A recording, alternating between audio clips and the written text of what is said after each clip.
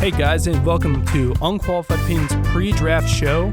So we're not going to have a live stream this year, unfortunately, but we're going to be hoping to throw that out for the NBA and just keep making draft live streams a thing. We just had so much going on. It's been so busy for us, we couldn't do that. But just to get you guys ready for your own draft experiences tonight, I'm going to be going over the top 10 picks of my newest mock draft. I'm going to also mention a couple other draft picks I've made in that mock. Just to kind of get you guys prepared for some sleepers or some surprises I think might be there. And then I'm also going to go over some top 10, top 15, maybe from my own personal big board for the draft. Again, this is going to be probably just a brief video, but the hope is just to kind of get you guys a little more ready for the draft. Just so without further ado, number one in the mock draft, it's pretty obvious. Trevor Lawrence is pretty much all but picked for the Jacksonville Jaguars. There's not much else to say about that. And he's number one on my big board. Just absolute win there. There's not really another option. Number two to the Jets. This one's also pretty much set. Zach Wilson has been the pick there. I'm a big Zach Wilson fan. There's some very valid concerns about his size and his leadership and just mostly the system he's been in. I mean, we have guys playing at Alabama and Clemson winning national championships, and then he's just hanging out in the Mountain West with Mitt Romney's grandsons. So, and no knock on BYU, good program, but I understand the concerns there. Number three, so there's a lot of smoke with Mac Jones, Justin Fields, Trey Lance, all these quarterbacks potentially headed to San Francisco at the third pick, even as they potentially trade for Aaron Rodgers, which I'm going to say is absolutely unlikely. I don't think he's getting moved, but those rumors today have certainly been quite interesting to follow. I'm going to guess they take Trey Lance. I just think if you're going to pick top five, especially, and you're drafting a player, no matter if they're a quarterback, offensive lineman, you want to be picking a special talent. And I think Mac Jones has a good shot at a good NFL career. I like Mac, but I wouldn't consider him a special talent. Trey Lance is. You keep Garoppolo, you develop Lance, you could hopefully have the next Mahomes there. Obviously, Mahomes is a one-of-a-kind player, but Lance has some similar characteristics. On to number four. I think the Falcons, if they see Justin Fields there, I think it's an easy move for them to reach up and grab him. He could probably play pretty close. I mean, he's probably pretty close to being ready to play already coming out of Ohio State. I know there's some stigma against Ohio State quarterbacks, but I really think Fields is just so much more mobile than guys like JT Barrett and Cardale Jones, and he has such a better arm than like Braxton, the wide receiver Miller. On to number five. If you're the Bengals, the best way to sum that up is with a meme I saw of Joe Burrow getting, you can either have Joe Burrow get flat and trying to throw to Jamar Chase, or you could have him throw to any other wide receiver and have a nice clean pocket because of Penei Sewell. Unique talent at offensive line. Easy pick for the Bengals there, I think. Kyle Pitts, number six, the Miami Dolphins. Just a freak athlete at tight end, rare pass catching talent. I've heard the Dolphins are interested in trading up for him. Cowboys could be in the mix too. If they get him at six, they got to feel good about themselves. To seven, my guys in Detroit, snagging the number one wide receiver in this mock draft where the Bengals take Sewell. Detroit's wide receiver system pretty messed up right now. They have Rashad Perryman and Tyrell Williams as the top two guys right now. So I'm pretty sure if Detroit doesn't trade down, which they'd like to, they're going to be going wide receiver.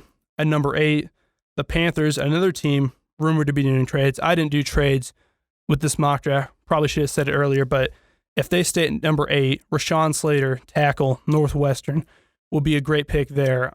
He's really surging up big boards and mock drafts everywhere. Super strong prospect, and the Panthers have needed an offensive line since God knows when, and it'd be nice for them to give Sam Darnold a couple, like, they could probably give him like 10 more seconds than the Jets ever did. I mean, he's been running for his life for years. If you believe in Darnold as your potential franchise quarterback, you're going to have to be betting on your offensive line to keep a clean pocket for him. Number nine, in this no-trade scenario, Trey Lance falls to the Denver Broncos, who happily select him.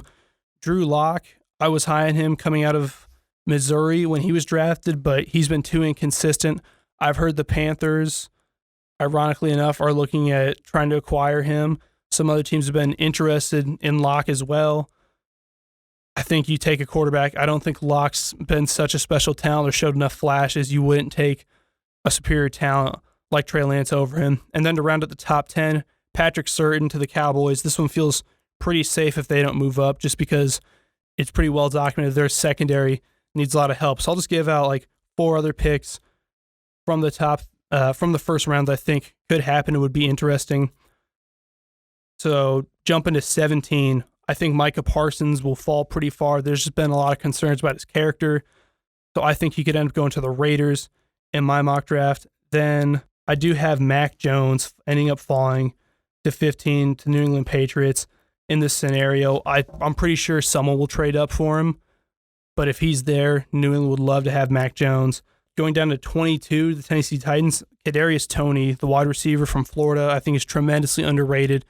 He balled out at the Senior Bowl. I would not be surprised to see him get picked up by the Titans who need receiver help. Another prospect I think is really being slept on right now is Kwity Paye from Michigan, the defensive end. I think he's the best pure pass rusher, but a lot of teams are kind of low on him right now, so I have him going 23rd to the New York Jets again. And then lastly, I think the Buffalo Bills are going to kind of surprise everyone and draft a tight end at number 30. They really just need a big-bodied safety blanket for Josh Allen. He's got a great receiver cast. It's just time for them to kick his tight ends up a couple notches. I think Pat Freiermuth is probably the pick for him from Penn State, but Hunter Long from Boston College is also in the mix there at tight end. So now just to jump over to the big board, give you guys an idea about how I feel about some of the big-name players. Trevor Lawrence, obviously number 1. My second overall prospect is Penei Sewell. Kyle Pitts at 3. Jamar Chase at 4. Then I have Zach Wilson at 5. And I was pretty low on Justin Fields, but just watching his tape and just seeing how he reads the field, it's hard for me to bet against him. So I moved him up to 6th. I had him over Lance originally. He's impressed me enough that I bumped him up a bit. And I said, as a Nebraska fan who spent a good amount of time with my guy, Paul Hires, who's doing the audio and editing for this little mini podcast segment. We both spent a lot of time hating on him, but I think he could have a really bright NFL future, so he's number 6 for me. I have Jalen Waddle at number 7. Devontae Smith's a much better pass catcher, but Waddle just has some unreal speed. Trey Lance at number 8.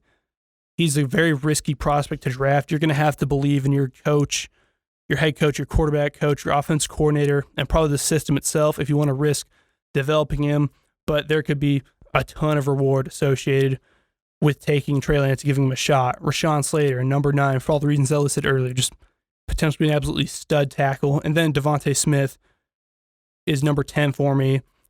The concerns about his height are a little overblown. His weight worries me a tiny bit, but he's just such a great route runner. It'd be hard for me to see him not succeeding. And then just to fire off a couple other quick ones. Number 11, Patrick Surtain, right ahead of J.C. Horn, who's at 12, both shutdown cornerbacks. I have Kwity Paye at 13, which is higher than I see him in most places. I have Mac Jones down at 21. And just to give you guys a few more kind of sleeper indicators, I really like Dylan Radins, from the tackle from North Dakota State, and Quinn Miners from D3 Wisconsin Whitewater as some kind of sleeper offensive tackle prospects. I'm pretty high on Najee Harris from Alabama, the running back. I have him at 19. And just to cap this off with another guy who I've been really excited to see how he translates over to the NFL, I could really see Jason Owe, the defensive end from Penn State, having a really bright career. He's probably a second, third round guy, but I'm excited for him as a sleeper. That's all for us today, Unqualified Opinions. Once again, I'll be thanking my guy Paul Hires for being here and taking care of the production of this video.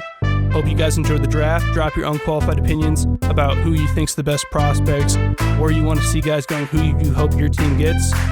Just throw that in the comments section. We'll try to respond to those as best we can, and we'll see you guys next time.